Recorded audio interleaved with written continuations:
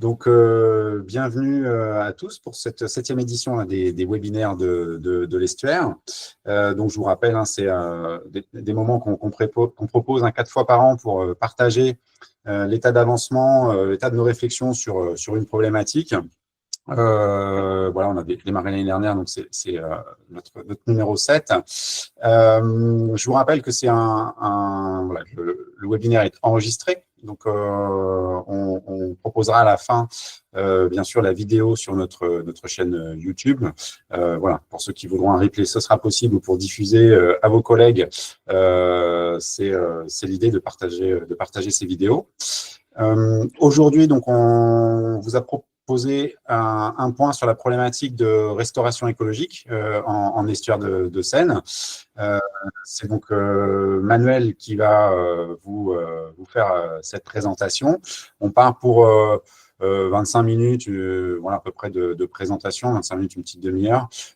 Et puis après, on prendra le temps d'échanger pour prendre vos questions, vos demandes de précision, et puis l'idée aussi est éventuellement d'échanger entre vous sur ces sujets. Donc, voilà, pour nous apporter des éléments de réponse ou proposer aux participants aussi, bien sûr, de participer à la discussion. Voilà pour cette petite introduction. Je vais tout de suite laisser la parole à Manuel pour la présentation. Tout à l'heure. N'hésitez pas à utiliser le chat pour vos questions en cours de présentation, bien sûr. On va prendre un moment d'échange. Merci Nicolas pour l'introduction. Bonjour à tous et à toutes. Je suis Manuel Newton, chargé de mission au GPS Naval. Je m'occupe de la restauration écologique à la Seine. Je vais parcourir avec vous un peu ce qui sont les dynamiques de la restauration de la Seine, un peu laisser nous passer, les défis actuels, les perspectives.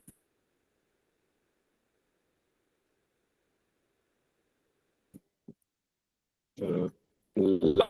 OK, le plan de la présentation, donc, on parle d'un secteur de restauration qui, à peu près 5 minutes, je vais essayer de parcourir avec vous un peu ce qui s'est passé pendant ces années, les problématiques que la restauration a soulevées et comment on essaie de répondre à travers l'apport de la connaissance scientifique produite au sein de GPS Naval à la construction de vision intégrée de la restauration et de l'adaptation. Je ne vous dis rien de nouveau, les estuaires sont des milieux rares, mais qui sont extrêmement fonctionnels. Ce sont des milieux qui ont été de beaucoup de grosses villes. C'est un estuaire.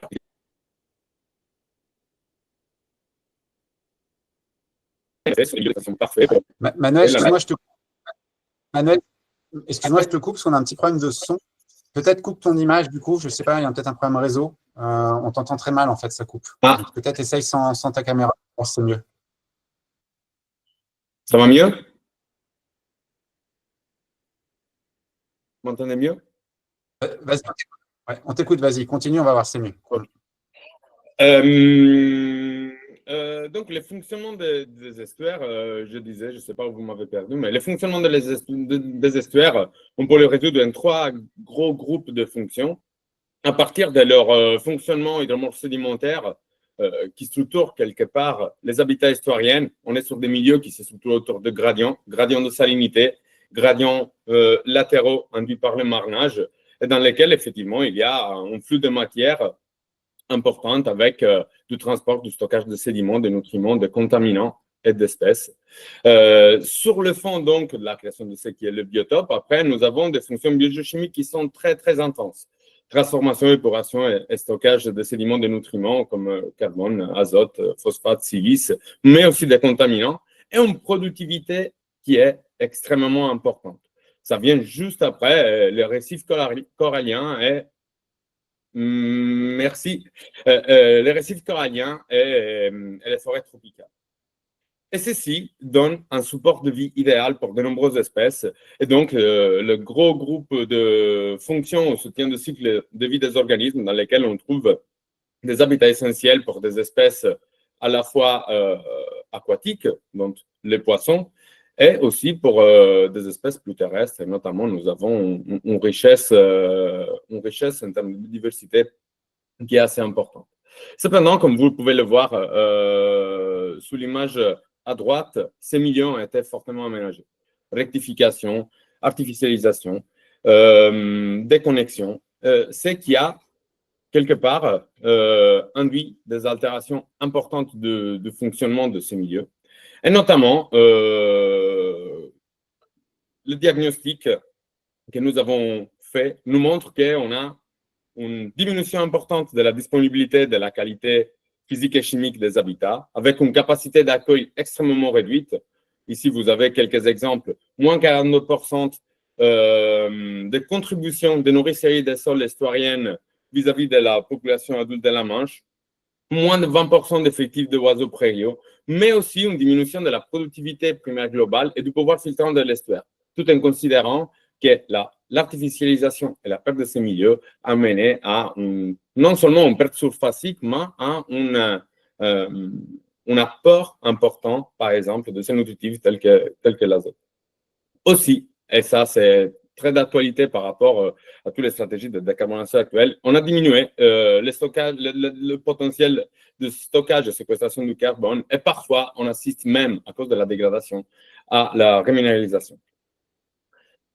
Avec la prise de conscience de ces problématiques, la restauration écologique s'est quelque part imposée aussi grâce à un cadre réglementaire de plus en plus clair et strict comme un levier essentiel pour rétablir quelque part les fonctionnements écologiques des systèmes dégradés et augmenter leur résilience.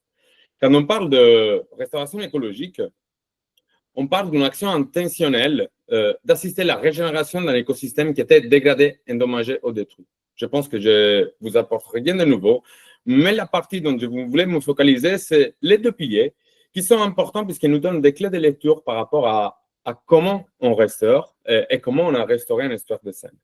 Notamment quand on restaure un milieu, on cherche à remettre en place les fondations écologiques, donc la structure physique adaptée et intégrée dans le paysage, pour favoriser les processus écologiques et pour donc rétablir une structure biologique qui présente l'ensemble des groupes fonctionnels. Mais ceci tout seul n'est pas suffisant, puisqu'il faut quand même que ces milieux soient viables sur le long terme. C'est-à-dire qu'il faut, d'une part, réduire pour ce qui est possible, au bout du fait que la suppression totale des menaces critiques ou des pressions est impossible, mais il faut les réduire autant que possible.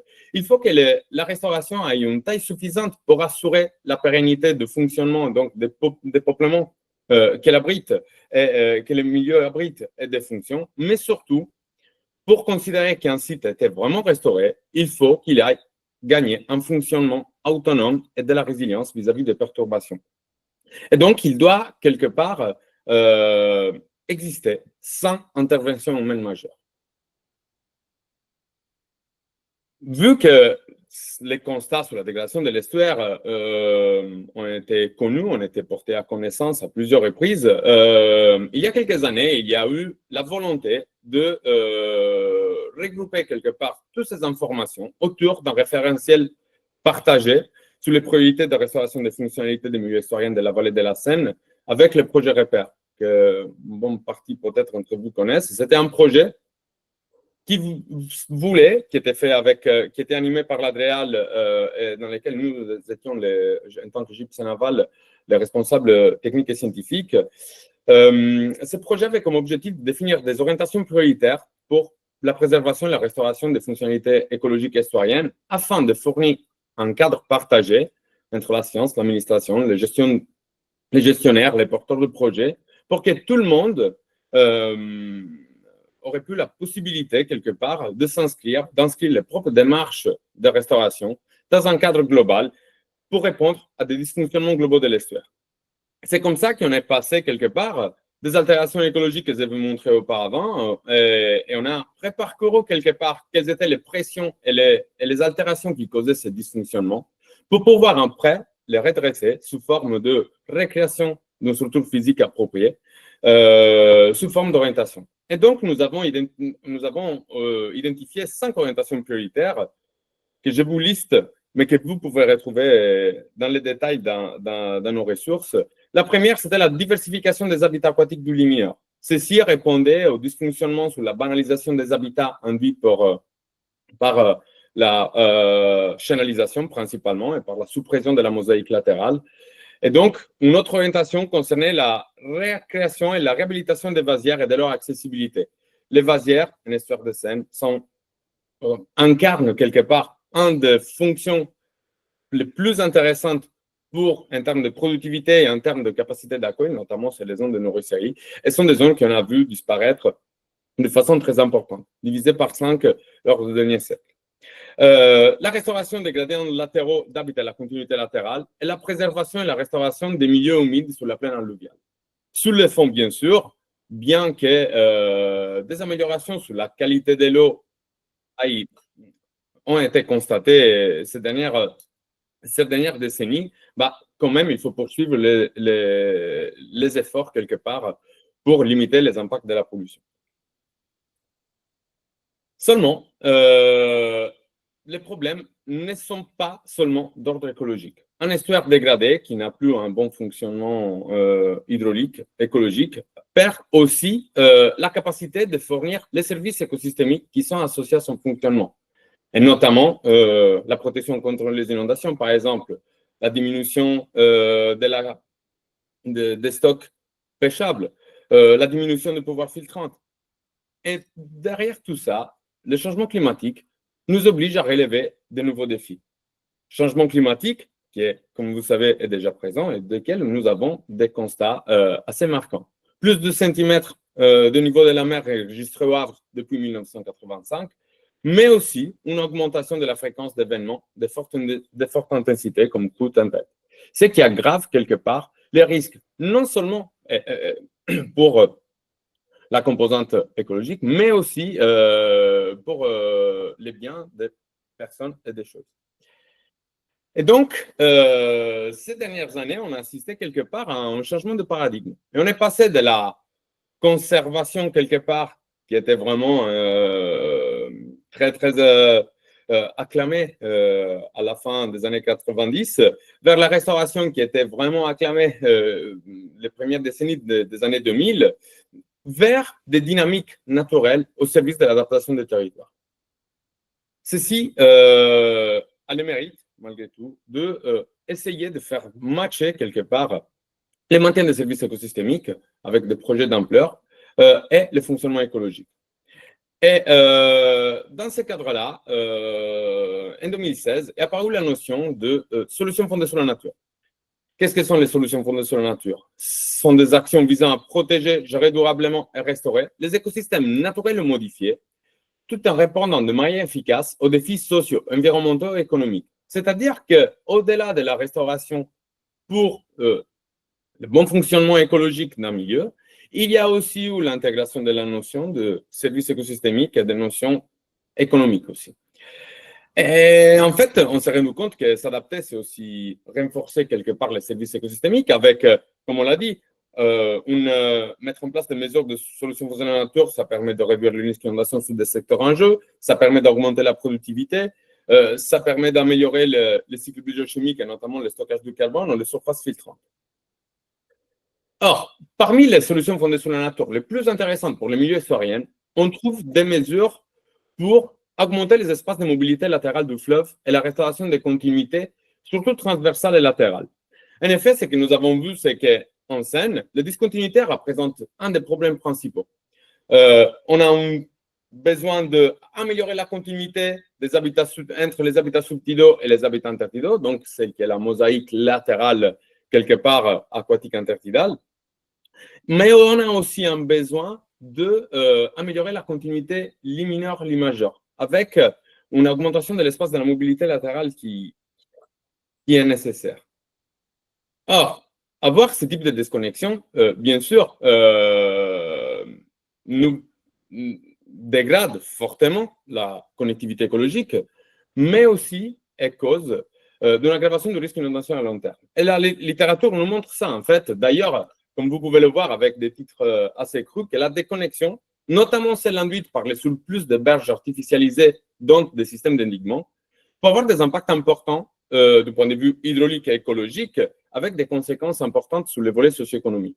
Avec tous les problèmes que vous voyez dans la roue qui est représentée à droite, dans lesquels, bien sûr, on a toutes les problématiques de caractère écologique, mais aussi une bonne partie des problématiques socio-économiques qui à cascade arrivent. Donc,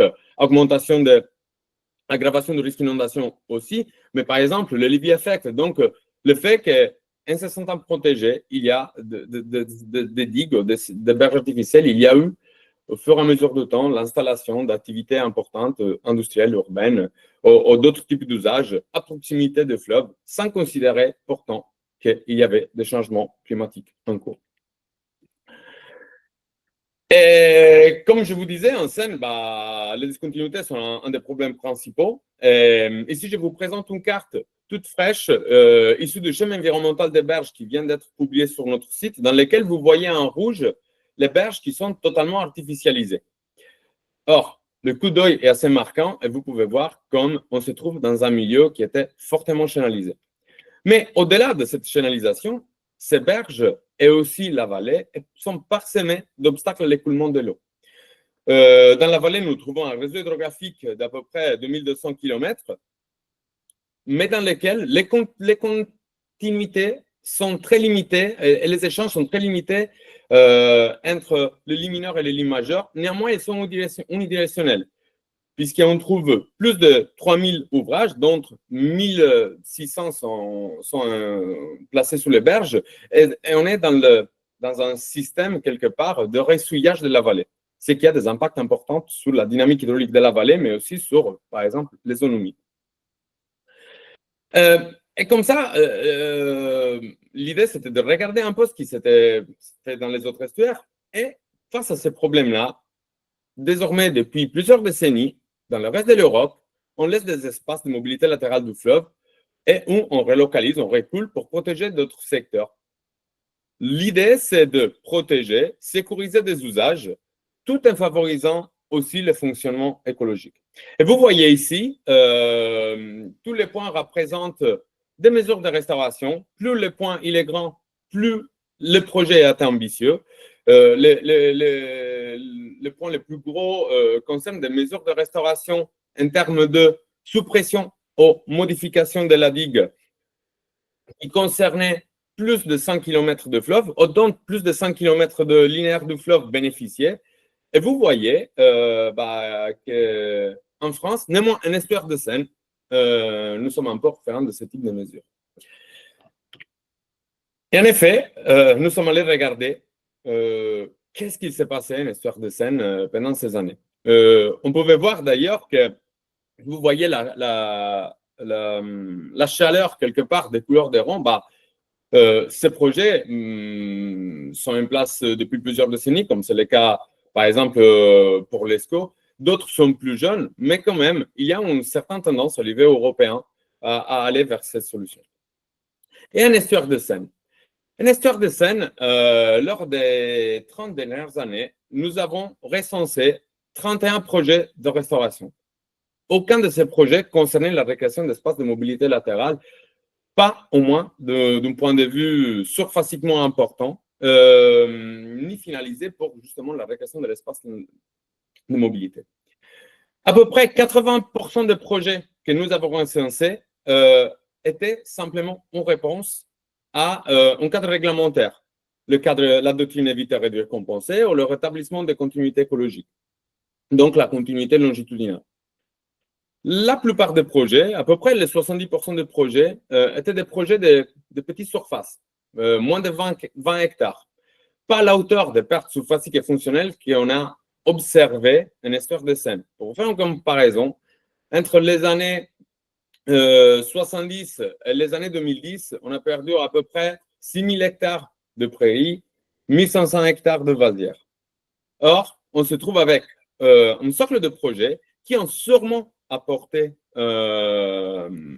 des bénéfices à l'échelle locale et qui sont pourtant nécessaires. On ne va pas nier leur effet bénéfique à petite échelle, mais qui néanmoins n'ont pas réussi à inverser la tendance de dégradation de l'estuaire. Et après, autre chose assez marquante, c'était qu'une bonne partie des projets ne présentent pas un fonctionnement autonome et donc nécessitent soit d'une gestion, ça peut être une gestion des niveaux d'eau par exemple, soit elles ont besoin de mesures correctives quelque part qui permet la pérennité et notamment l'obligation de résultats quand ces projets ont été faits dans le cadre de la compensation.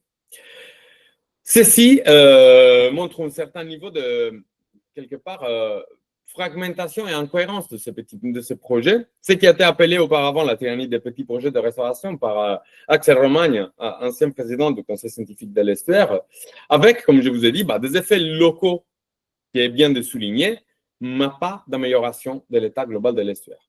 Ce qui invoque quelque part le besoin d'une stratégie globale. Et nous nous sommes plus récemment intéressés aussi à voir, comme je vous disais, qu'est-ce qui s'est passé ailleurs. Et nous nous sommes rapprochés de l'ESCO, qu'on a trouvé être un cas très inspirant dans lequel des projets d'ampleur ont été faits. Pour vous donner un ordre d'idée, entre la Belgique et la partie hollandaise, on est sur des objectifs de restauration qui concernent 14 000 hectares de rétablissement d'espace de mobilité latérale du fleuve. Et en parlant avec Marcel Tal, qui a dirigé les programmes de gestion côtière et les programmes d'innovation pour le littoral néerlandais, et qui avait travaillé au plan national de gestion de l'eau, en effet, lui nous a confirmé qu'ils ont vraiment avancé dans la restauration de l'ESCO quand, suite à la prise en compte de tous les enjeux, on a fait des efforts pour sortir de la politique des petits projets. Pour ce faire, ils ont travaillé sur ce qu'ils appellent quelque part les triptyques, et c'était la sécurité vis-à-vis des inondations. Il y a eu dans l'ESCO des grosses catastrophes, comme vous le savez. Aussi les usages, et notamment la navigation et le volet écologique. Néanmoins, ça, c'est le narratif et c'est quelque chose qui donne ses fruits puisqu'ils sont à plusieurs milliards d'hectares de restaurés déjà. Bien sûr, je vous ai dit, 30 projets ont été faits ces dernières années, mais malgré un cadre réglementaire à l'échelle internationale et nationale bien plus strict que dans les années 2000, et aussi les efforts qu'il faut reconnaître, les acteurs ont fait pour restaurer, mener des projets de restauration ambitieux n'est pas si simple. Et nous trouvons différents verrous qu'il est nécessaire de lever, mais qui n'est pas facile. Premier, foncier et conflit d'usage. La restauration nécessite de l'espace, et cet espace est souvent déjà utilisé. Des coûts et des contraintes techniques. Les projets de restauration, surtout en milieu historien, sont complexes. Il y a des incertitudes sur les résultats. Il y a des coûts qui sont importants, comme dans le cas de la dépollution. Le manque de vision à long terme partagé, c'est difficile de concilier parfois les différents projets qui visent notamment à compenser des pertes avec l'adaptation aux évolutions et une gouvernance complexe. Je parcourirai avec vous un peu ces verrous. Ici, vous avez une carte qui représente quelque part la nature foncière de l'estuaire de Seine. Vous pouvez voir que la plupart de l'estuaire tombe sur du domaine privé, ce qui ne facilite pas la naissance des gros projets de restauration et surtout que nécessite un énorme effort d'acquisition foncière pour pouvoir mener ces projets d'ampleur. Or, mettre en place des projets de ce type-là, ça peut prendre très longtemps.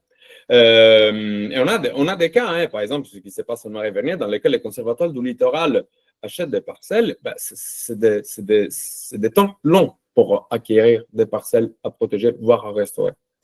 Cependant, nous avons quand même une bonne partie du domaine public. Mais ceci montre quand même qu'il n'y a pas énormément de place pour pouvoir mener des projets de restauration sans devoir passer vers des achats.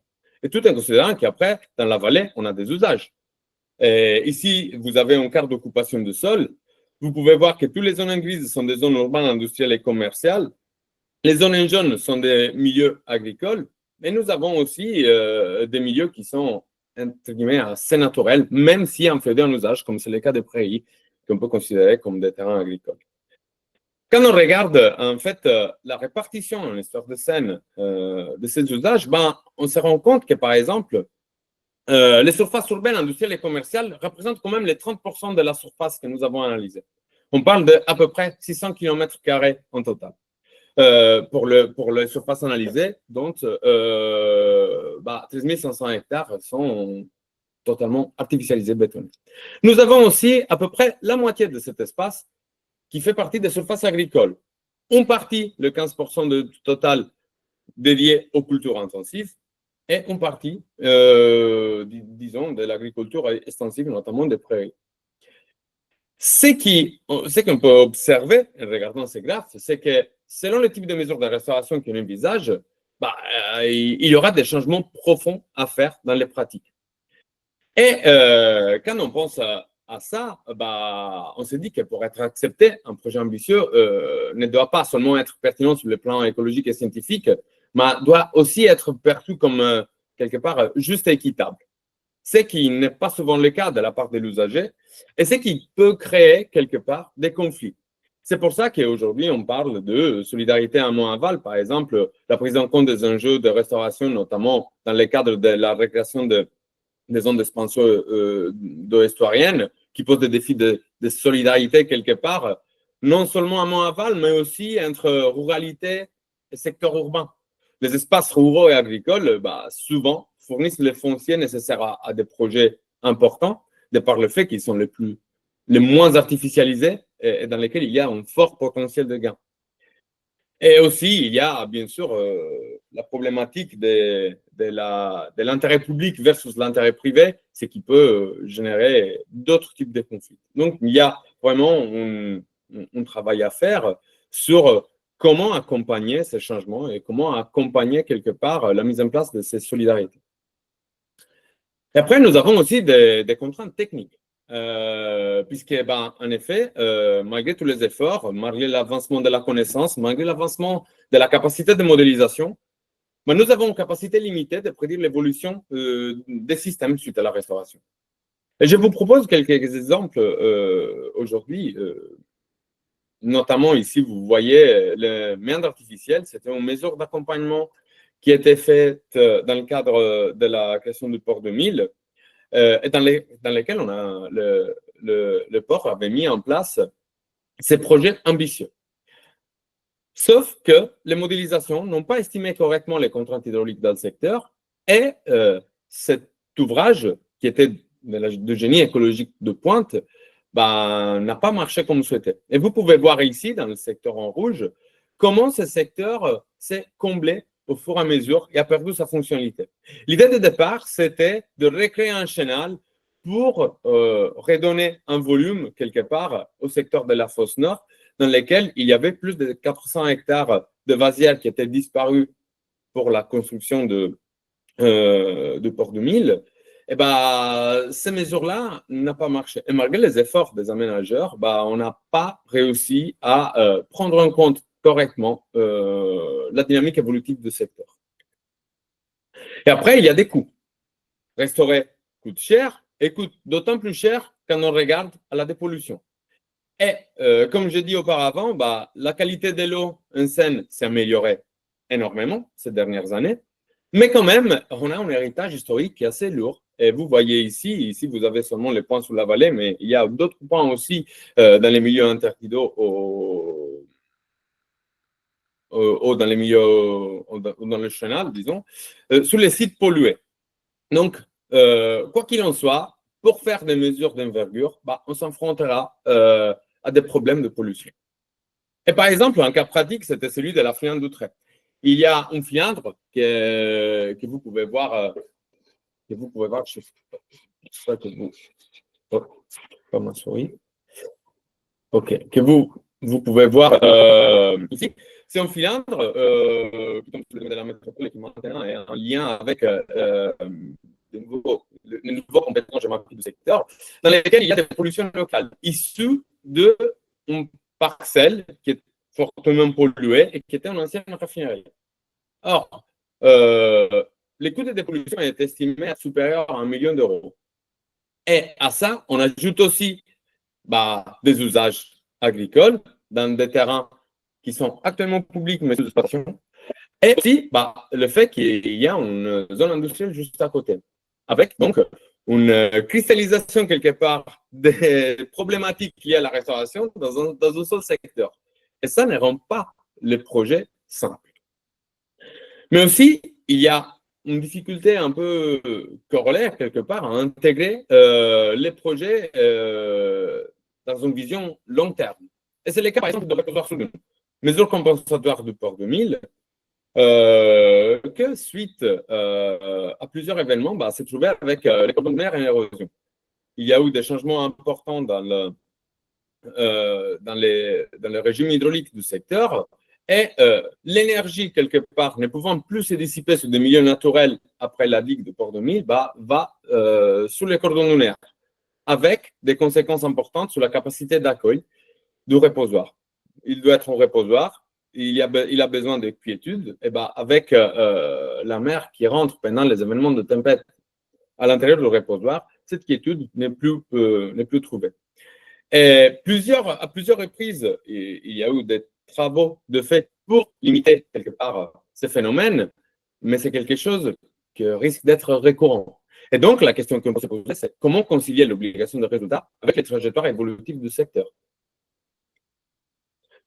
Mais aussi, dans d'autres cas, par exemple, des parcelles restaurées. Ici, vous avez l'exemple d'une parcelle restaurée dans les marais Vernier. Une parcelle qui était restaurée en tant que mesure de compensation d'une zone humide d'emboisement dans laquelle on trouve quelque part une parcelle en bord de Seine qui se trouve peut-être dans un secteur qui sera un enjeu pour la suite quelque part, et notamment changement climatique, autre projet plus ambitieux dans le secteur. Et donc, l'idée, c'est de comprendre comment une mesure, quelque part, ne puisse pas être effacée par ce que l'on fait après. Et donc, l'idée, c'est d'avoir une vision un peu plus long-termiste. Mais on a aussi d'autres problèmes. Et notamment, il y a eu un projet dans le cadre de rétablissement de la continuité écologique et de restauration de la Vilaine. Sauf que, donc, l'idée, c'était de donner à ce petit affluent, ancien affluent de la Seine, qui aujourd'hui se jette dans ce que vous voyez là, le canal de retour, l'idée, c'était de lui redonner un lit qui allait directement en Seine. Sauf que on se trouvait à devoir traverser un polder qui, présentant des sédiments sableux, s'est transformé dans un site préférentiel, notamment pour l'orchis punaise, espèce protégée par différents statuts. Et donc, la question était comment la réalité est la restauration dans ces cas-là. Et après, il y a la gouvernance. La gouvernance de l'estuaire de Seine est particulièrement complexe. Il y a énormément d'acteurs qui opèrent à différentes échelles et avec des stratégies qui répondent à leurs propres besoins.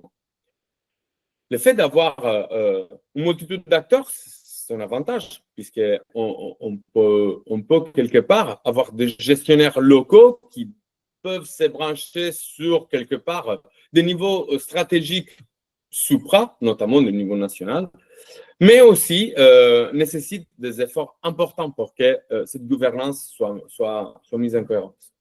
Or, récemment, la gouvernance de l'estuaire a évolué avec bon espoir, et notamment avec l'arrivée du syndicat mixte de gestion de la Seine normande, qui a pris sur une bonne partie du linéaire des compétences géographiques. Cependant, le panorama reste complexe, et donc le fait d'avoir différents acteurs qui coordonnent des stratégies adaptées à leur propre échelle et qui répondent à ces besoins, peut être un frein quelque part. Et donc, il y a un besoin quelque part d'institutionnaliser la gouvernance et avoir quelque part un pilote de la stratégie. Et c'est là qu'après, nous arrivons au rôle de la connaissance. Puisque c'est là que le rôle de la connaissance devient quand même assez important pour accompagner les stratégies d'adaptation et les stratégies de gouvernance. Et l'idée, c'est de pouvoir donner le maximum d'éléments de connaissances pour élucider les choix des acteurs du territoire. Et donc, aujourd'hui, nous nous occupons quelque part de ça. Ce que nous essayons de faire, c'est de donner des éléments sur comment les habitats vont évoluer et comment les usages vont évoluer. Ceci pour être quelque part utilisé, mobilisé pour des mesures à long terme, mais aussi en travaillant sur des analyses coûts-bénéfices. L'idée, c'est de maximiser les gains tout en sécurisant les usages et en essayant de maîtriser les contraintes, en essayant d'avoir le moins de contraintes possible. Et ici, vous avez une petite liste non exhaustive des thématiques auxquelles on s'attache récemment. Notamment, nous travaillons sur comment mettre en place des mesures pour prévenir l'inondation, notamment le projet Atlantis, qui vise à évaluer l'efficacité de la mise en place des zones d'expansion des eaux estuariennes et leur efficacité en estuaire de Seine. Nous avons des projets qui s'intéressent au fonctionnement biochimique et notamment à la séquestration du carbone. Projet Ferré, CAFES, bref, je vous invite après, si vous êtes curieux, la présentation sera distribuée, donc je vous invite à aller, si vous êtes curieux, voir un peu dans nos ressources. Des projets sous la productivité des milieux intertidaux, projet Suiva, Everest, ou encore des projets sous la capacité d'accueil des continuités écologiques, comme par exemple, c'est le cadre de RI.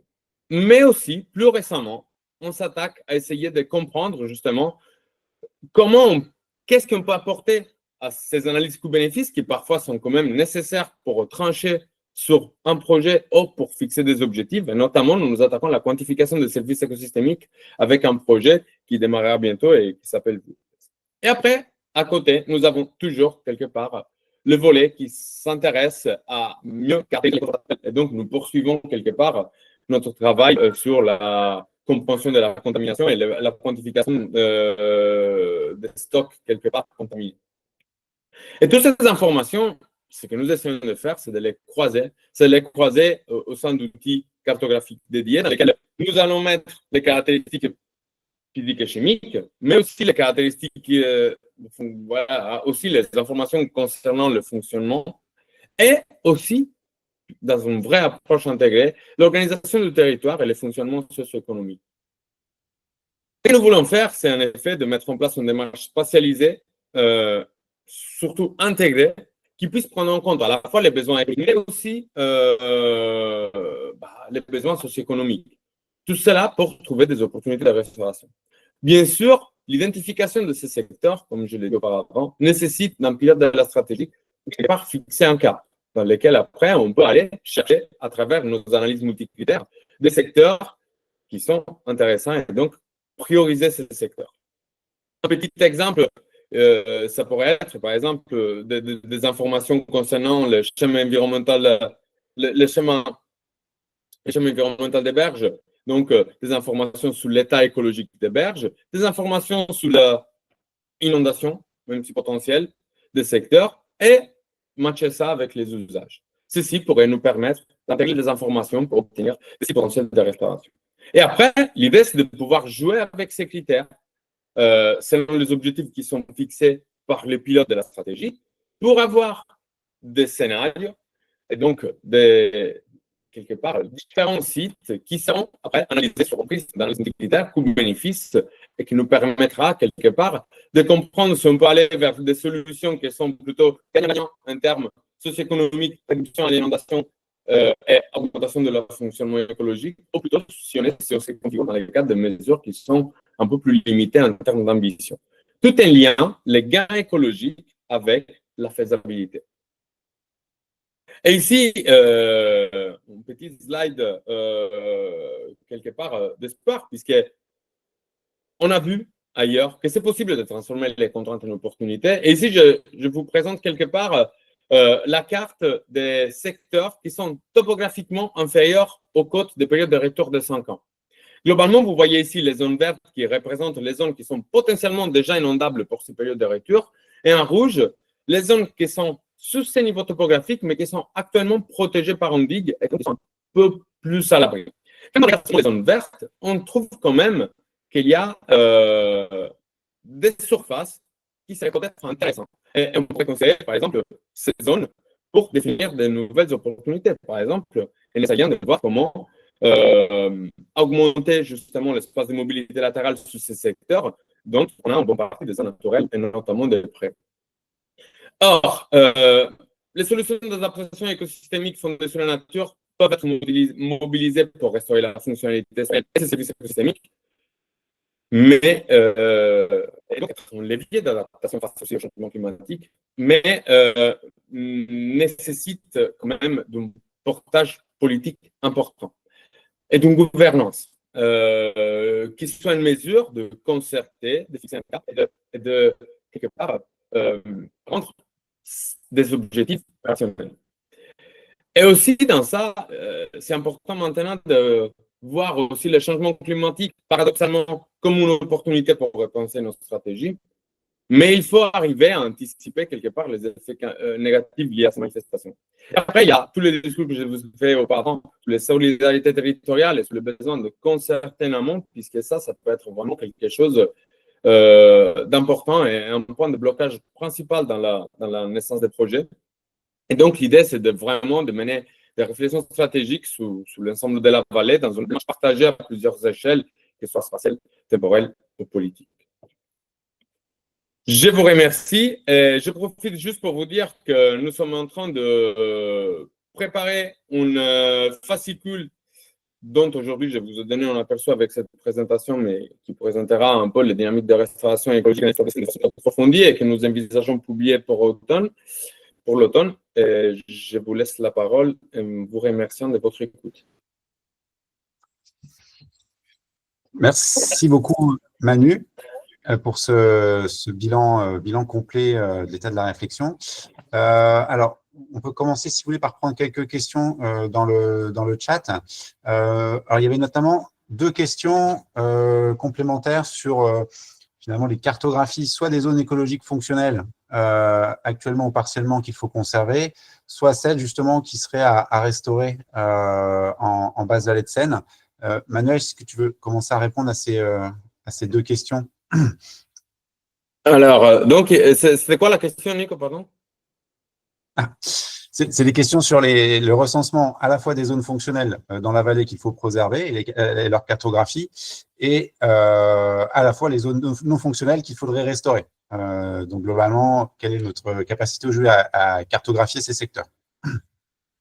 Nous commençons à travailler, notamment dans le cadre du projet CAFES, qui donc vise vraiment à cartographier la fonctionnalité des zones humides.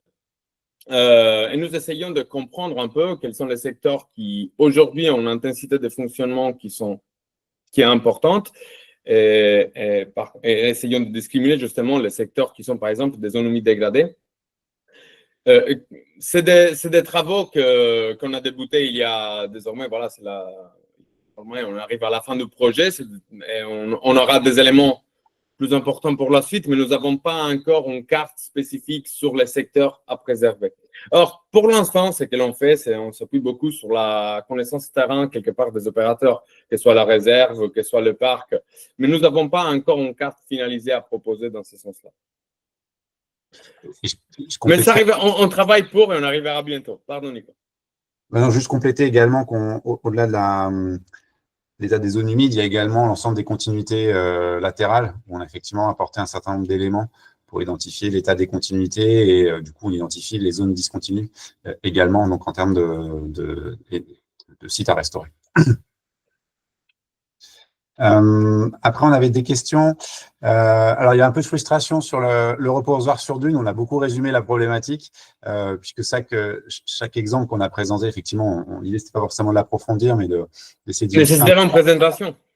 Ouais, la problématique et la question que ça a soulevé, donc on peut comprendre, c'est un peu frustrant. Chaque site était forcément, on pourrait le développer et prendre tout le webinaire pour en discuter. Il y avait une autre question de Sacha, du coup, en disant qu'il faudrait, quand on va modéliser les modifications de l'estuaire et les impacts, alors attendez, je reprends bien la question. Modification de l'estuaire et de ses milieux amènera des impacts sur les milieux et espèces présentes. Et l'idée du statut des espèces actuelles est un frein. Donc, c'est un peu la question de la patrimonialité, notamment, que tu as évoqué, Manuel, là-dessus. Donc, je pense que c'était plus un commentaire qu'une question. Ouais, c'était plus un commentaire qu'autre chose, tout à fait. Ouais, ça marche. Il y avait nos collègues d'SOS Mal de Seine qui précisaient qu'on avait déjà bien identifié les zones à restaurer d'un point de vue présence de déchets plastiques macro et micro au niveau des berges de la Seine. Donc, effectivement, ça complète la réponse sur Tout à l'identification fait. des sites à restaurer. Et il y a Fanny qui a une question. Vas-y, Fanny, tu n'as qu'à prendre la parole, comme ça, vu que tu viens de l'ajouter. Ouais, c'est pas vraiment une question, c'est plutôt une réponse par rapport aux cartographies. Après, c'est pas obligatoirement le niveau souhaité, mais il faut quand même dire aux gens que le syndicat mixte de gestion de la Seine-Normande, qui est maintenant actif, réalise en fait des plans pluriannuels de milieux aquatiques et humides sur tout son linéaire et donc a débuté le travail depuis 2 ans maintenant sur l'amont du bassin, donc sur Seine-Normandie agglomération. Là, ils sont en cours de finalisation sur le territoire de la Case et ils commencent sur le territoire de la métropole de Rouen en septembre. Donc, tous ces éléments sont complémentaires, mais c'est sûr qu'on aimerait bien avoir des cartographies rapidement pour travailler, mais c'est pas si simple que ça. Et puis, revenir aussi sur toutes les problématiques de gouvernance qu'a mis en relief Manuel, puisque c'est quand même un très gros souci qu'on a, même avec l'arrivée du syndicat mixte de gestion de la Seine-Normande, on se rend compte que la propriété foncière est une grosse problématique pour mettre en œuvre. C'est pas le tout de savoir où il faut agir, c'est après expliquer aux gens pourquoi il faut agir et réussir à aller dans le bon sens. Et c'est pas encore gagné quand même.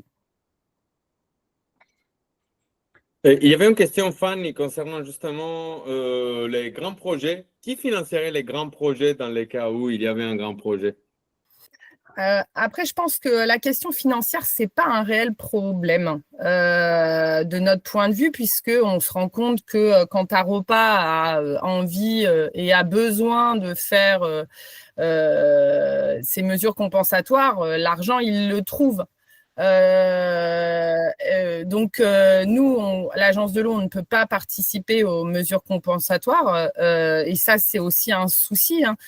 Quand tu parles du foncier en estuaire de Seine, en fait, la question de la compensation, c'est un réel problème puisque ce qui nous a quand même été remonté, c'est qu'il n'y avait pas assez de place pour toutes les mesures compensatoires qui seront à réaliser. Donc, je pense qu'il y a une réelle question politique de savoir qu'est-ce qu'on veut pour l'estuaire de Seine.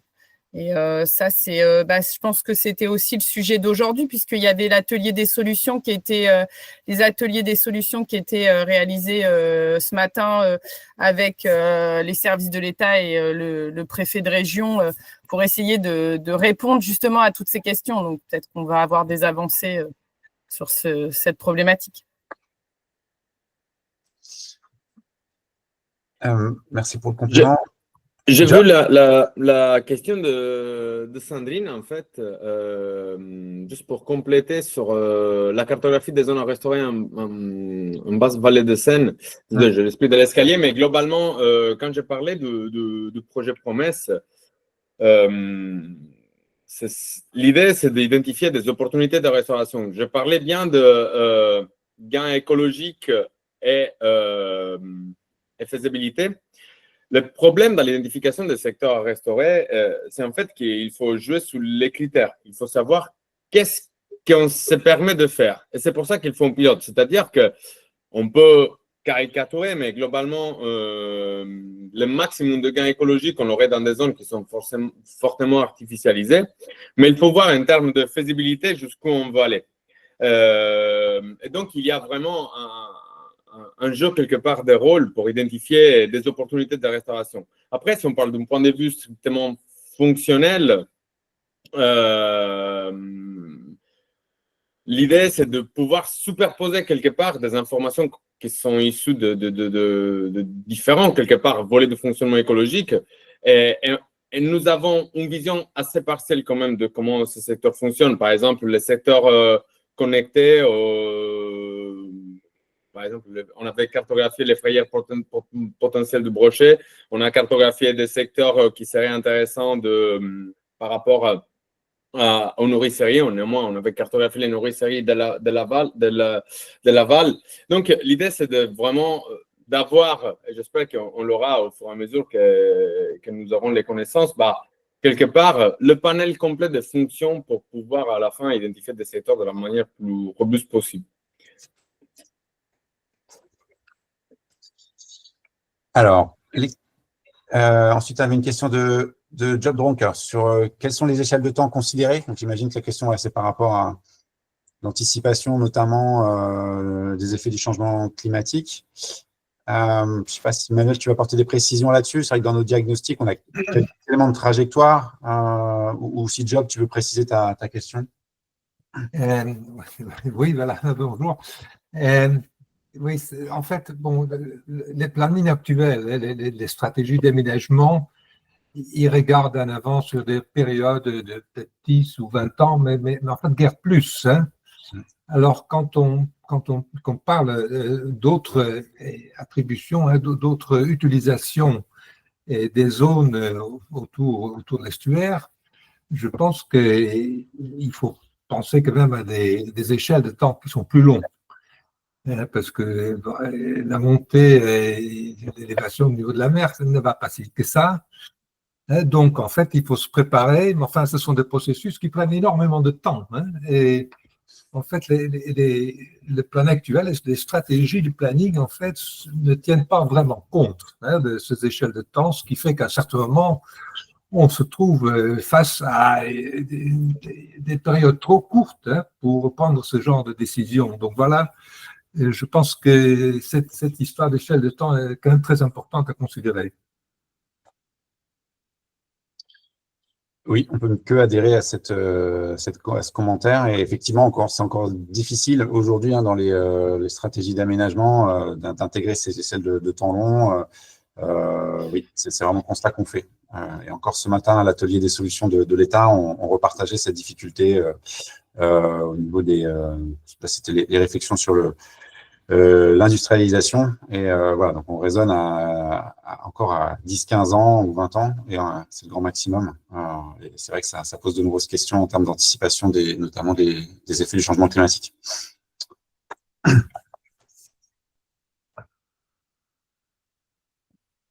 Alors, je pense qu'on a à peu près fait le tour. Il y a eu encore des commentaires dans le chat.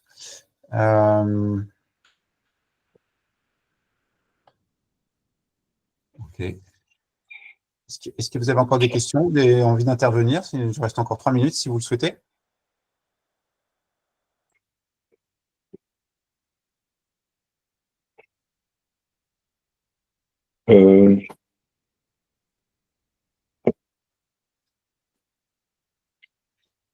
Oh, mince.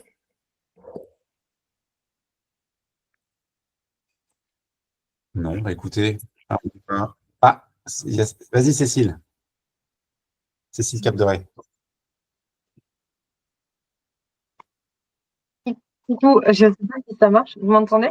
Ça y est, oui, on t'entend. Vas-y. J'ai fait ma petite question dans le chat, mais je crois qu'elle n'était pas, peut-être pas descendue jusqu'en bas. Ah, autant par moi, ou c'est moi qui l'ai raté. Vas-y. Du coup, je peux essayer de la poser en direct. Vas-y. Merci beaucoup, Manuel. Du coup, j'aimerais bien savoir aujourd'hui quel retour d'expérience toi tu ferais sur l'appropriation du cadre partagé typiquement du projet de Repair. Est-ce que tu as l'impression qu'il y a eu une évolution dans la perception, par exemple, de ce qu'est un objectif de restauration en termes de fonctionnalité écologique et pas uniquement, par exemple, de structure?